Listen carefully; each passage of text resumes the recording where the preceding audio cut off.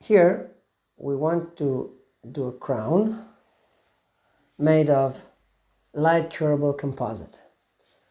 Again, in the lab. So first we have to isolate to make sure that this composite will come out from this die, will not stick to it. This is a very thin layer of rubber-like material.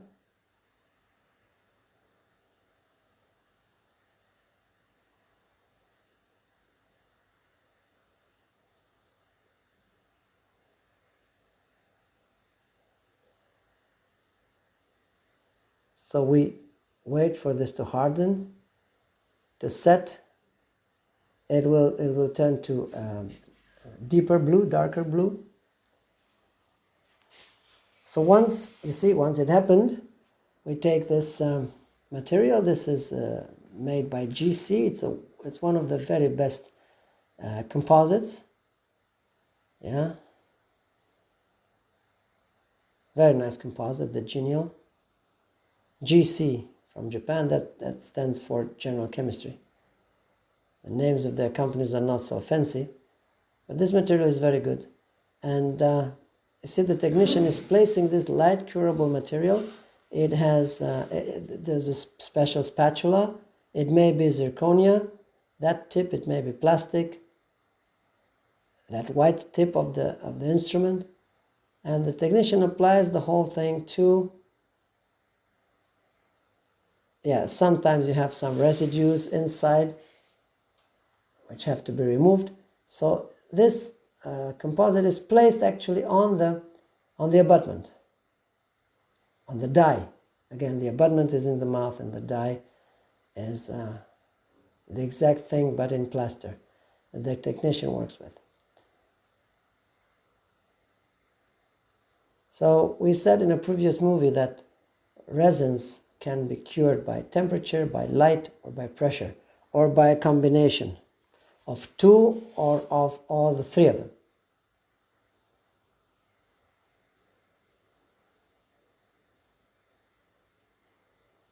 This is not very easy to push down, and it's a little bit thicker and harder to operate, to manipulate, because it is conceived to be used in the mouth.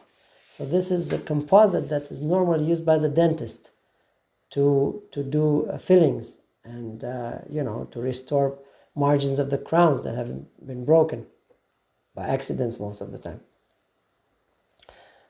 So that's why it's a little bit harder to work with. Yeah, the technician could use some modeling resin or modeling liquid, but apparently the technician doesn't have this in the lab in this demonstration. That would have allowed her to work easier. So the technician takes much care not to go beyond the margin of the preparation, which obviously had to be kept clean from the separator. So the marginal closure is of the highest importance. Yeah, one could not emphasize enough the importance of a nice marginal closure. And yes, the main question is, okay, how do you know? Is this too much? Did you place too much or too little? What about the occlusion? Well, first of all, we cover.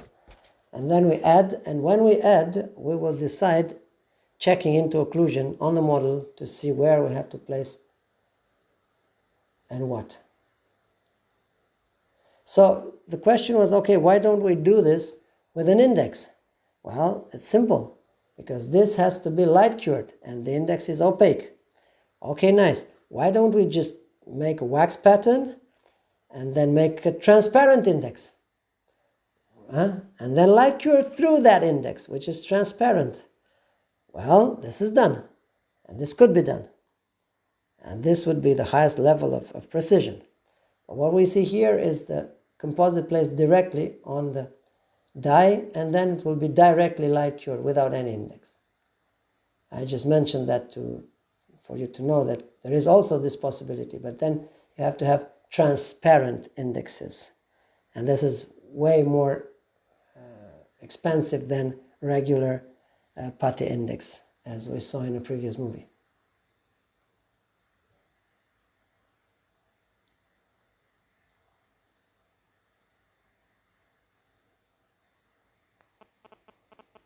So you see the technician is working a lot, and the money for the technician are always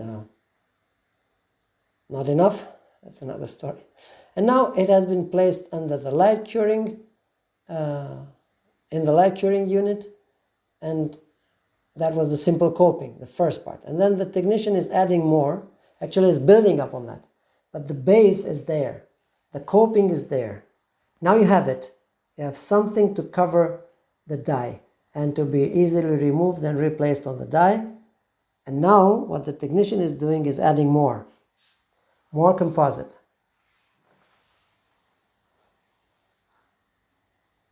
I feel such a pity for seeing this, because I realize how easy it would have been with modeling liquid or modeling resin.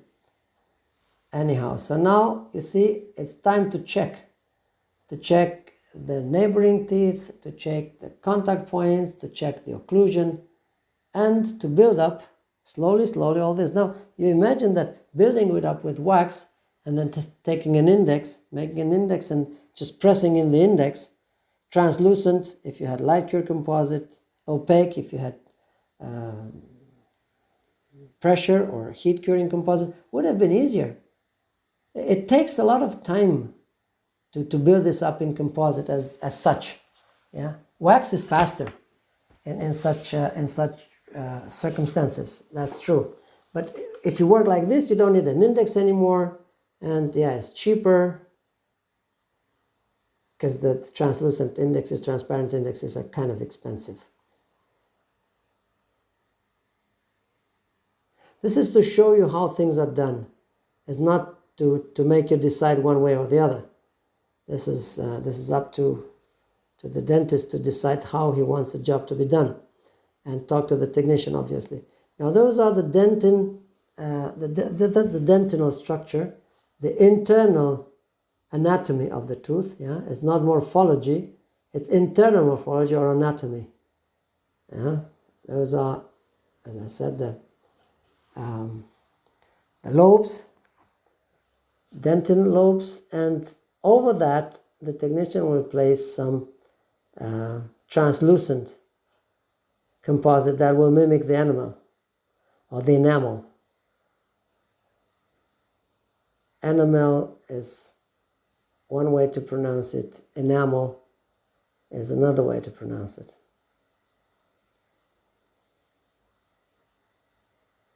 See the contact points already in dentin, because this is dentin composite.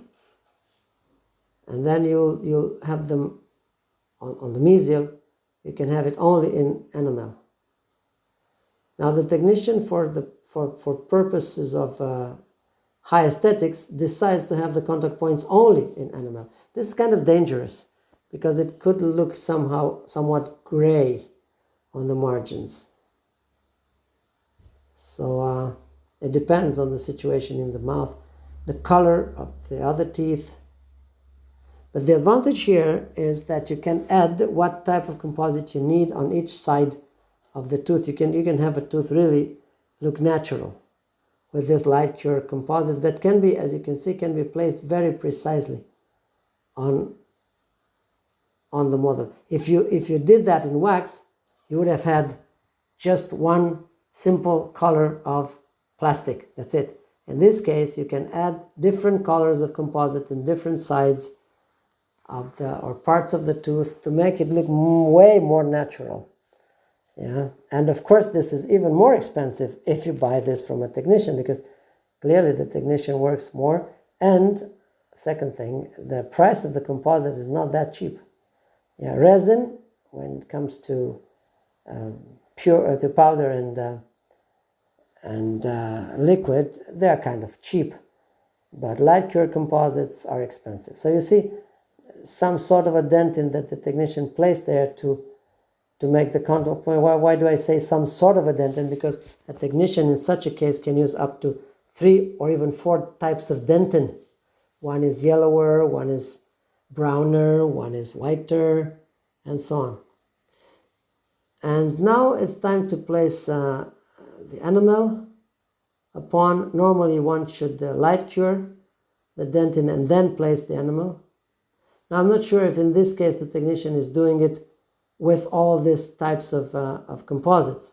Yeah, dentin, enamel, and translucent and everything. This is just a demonstration. But what we see there is the placement of what should be enamel. You see the finger of the technician that's keeping everything in place on one side while working on the opposite side.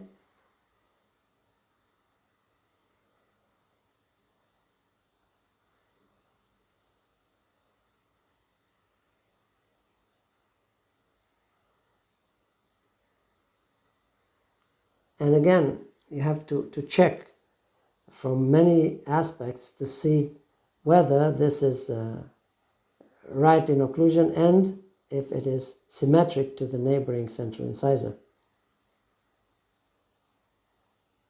Kind of tricky because the composite, if you don't have modeling resin, especially the composite tends to follow the instrument, and you remove it from where you just placed it, and you have air bubbles and you have pores, and oh, it's not that easy.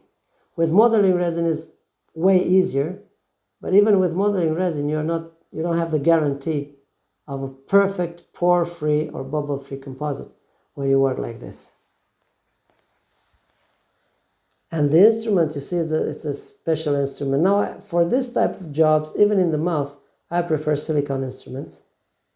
We have very, very nice and smooth and small silicone instruments that allow you to do this job easier. That's another story.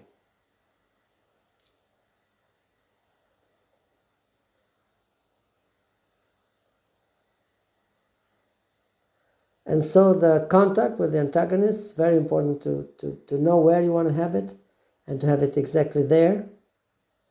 Yes, it's true, you could place more and then trim with a burr when it's all set, but then you risk the damage to trim more than you wanted and you have to start it all over again. And anyhow, you better do it in one shot and correct from the very beginning. You see, the technician is using the finger, its own finger, his or her own finger to place the excess composite and maybe to take from it to place in some other parts.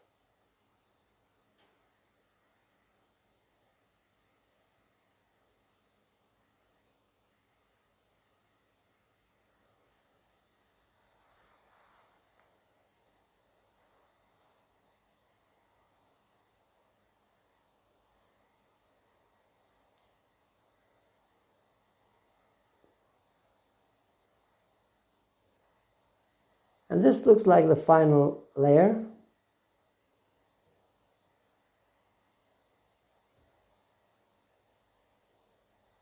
Final layer of modeling, and yes, we didn't see that in the movie, but it's clear that during this operation, in between the layers, the technician applied the light cure. Yeah, because otherwise everything would mix up. So the first layers have been polymerized when you come to build up with another layer. And typically you would have like 3 layers, 2 or 3 layers for a build-up of such a crown.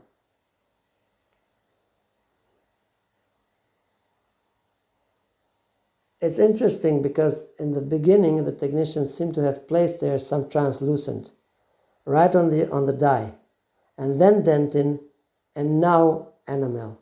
That's interesting because if the first layer is translucent, it means that the technician knows that the color of the tooth in the mouth is good and wants to absorb it in the composite. And this is a little bit of dentin because the technician wants to have the upper margin and the mamelons look more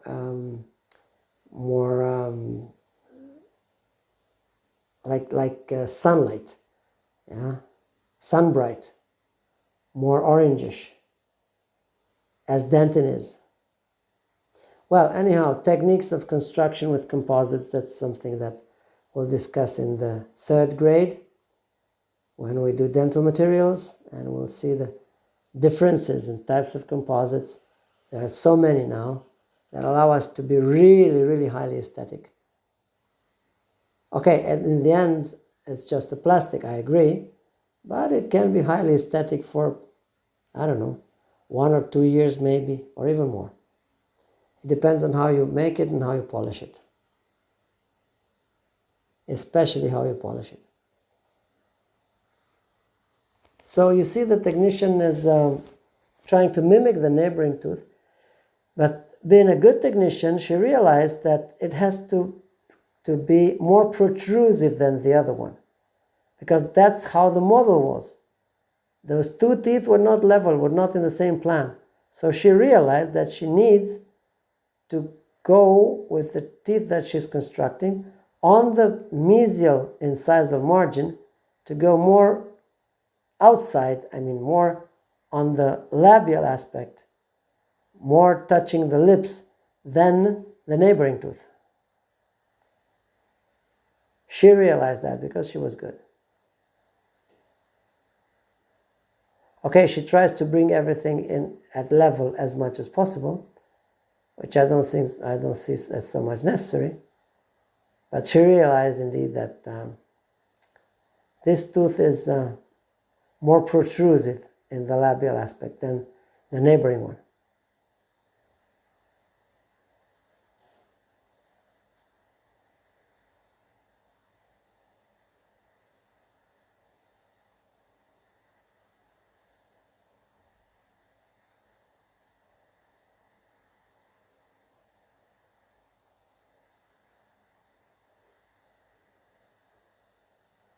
There you see the emergence profile, and as I said, it has to be a mirror-like image with the profile, the contour of the gum.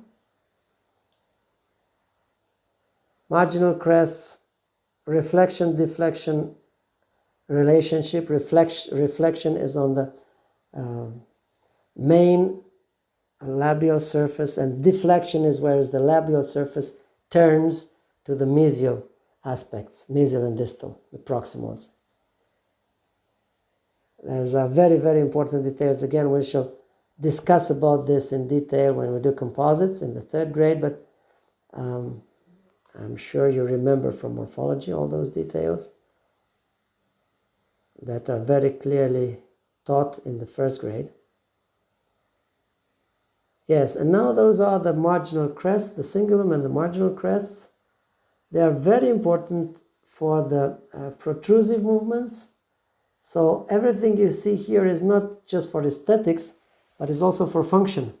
So if you combine function and aesthetics, then you're a good dentist. So you do aesthetics, but don't forget the function.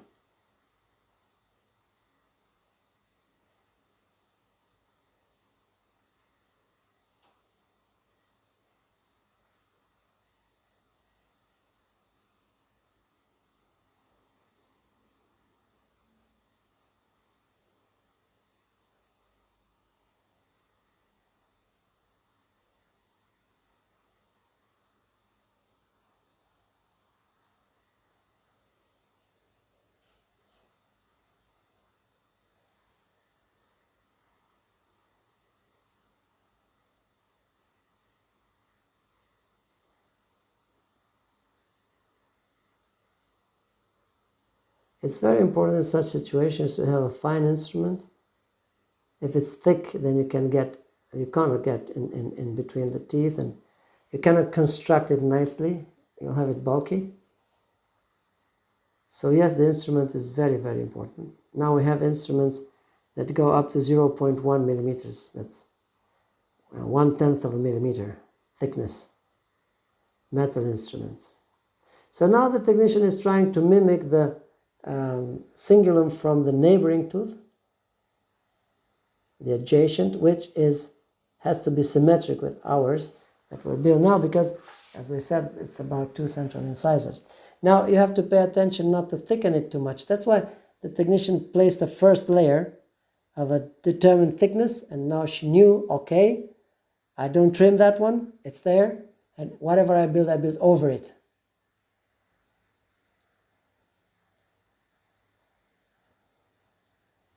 And you imagine that now she's just guessing. Yeah, she's imagining, she's just trying to copy the morphology that she knows and to mimic, to blend it in the morphology of the neighboring tooth, and then at the end she will check in occlusion.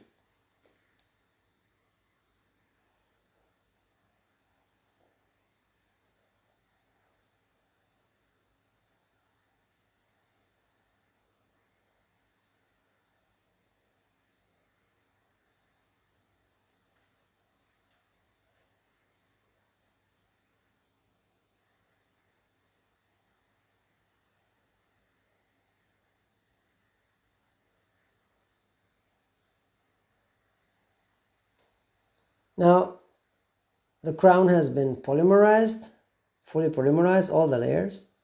And what we need to do is simply to polish it, to check the fit at the level of the gum obviously on the base model. And now the occlusion. Now, didn't we check it while we were modeling? Yes, but you gotta make sure the precision is like, 8 microns, 5 microns, 12 microns is already much. So yes, you will always have to do some, we call this morphological correction. This is a stone. It's not a burr, it's a stone. And this is for polishing. Various type of polishers. There's many ways to polish. This is the lab way to polish crowns. We in the office tend to use more abrasive discs.